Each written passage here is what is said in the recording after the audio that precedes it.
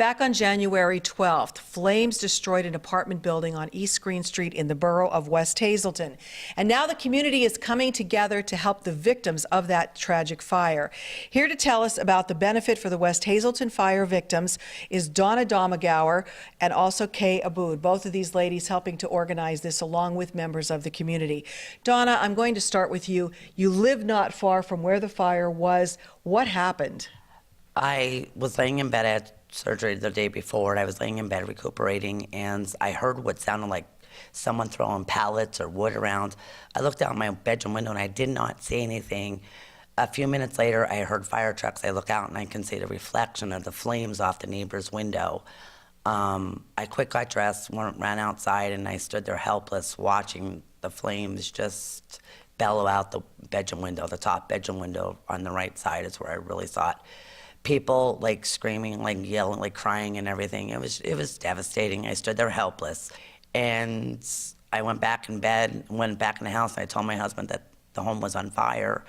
And I said, but I'm gonna do something. He said, I know you will. And now this is why we're having the benefit for these victims. We have good people in this area who always do that. I mean, you would stand there not knowing what to do when something like that struck. And unfortunately, Kay, one of your dearest friends, you couldn't find her at first. She lived there and she was missing. Yes, we didn't know where she was. I got a call that her house was on fire, so I started calling around to friends and to see if anyone knew where she was, if she got out all right. And my girlfriend actually sent her husband up, but he couldn't get near the fire. My niece actually was there and called me and said that she was across the street. The neighbors had taken her in. They were good enough to take her in and stuff, so she actually ended up spending the night at the neighbors. Wow. So they were very good with taking her in, but it was devastating.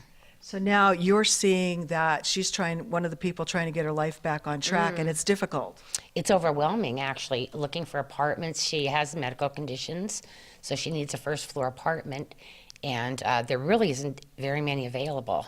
So I'm sure the other fire victims are also having problems finding housing, and you really can't even do anything for them till they do find a house. So Donna, tell us what's happening on Saturday, February 16th. On Saturday, February 16th, we'll be having a benefit for these fire victims at Rocco's on the Heights, and I would like to thank Mayor Casaz for helping us. And with this benefit, we will be having tricky trays, 50-50s. Rocco's is going to have a pasta sale, and half of the proceeds for this pasta sale will be going directly to the fire victims. All of the other money that is being raised will go 100% to these victims to help them get back on their feet a little bit more. Wow, so that's really nice. And you said there's going to be great entertainment there as well. I have easy listening from 10:30 to 12, and then DJ Donnie D from 1 o'clock until 4 o'clock. And what we were asking for, if anyone could please donate tricky trays. If you would like to make a cash donation, of course, that goes directly to the Heights, Hazleton Heights Fire Company, Volunteer Fire Company. And tricky trays, of course, we would love baked goods. And I know, Kay, that your friend and those who are the ones who have been left homeless because of this fire are very appreciative of what's being done by the community. They actually are. They're overwhelmed with the help and support they're getting. I mean, she cries when, you know, she comes up and I tell her what people are doing for her. She's just so overwhelmed with, because and it's funny because the first thing some of the fire victims said is that we don't even have a toothbrush. I mean, I don't think people realize what they were carried out of the house in. That's all they have to their name now. But, and you know, we really have to give a very, very shout out to Laureen and Jadine Domenico, because they are amazing. In fact, their parents are the ones who took her in overnight and kept her overnight.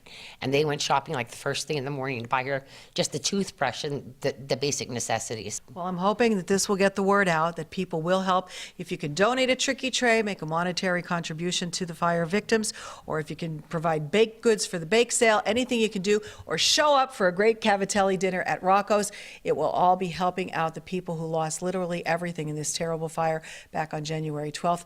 Again, because of the community, I'm sure things will work out, but they can't do it without you.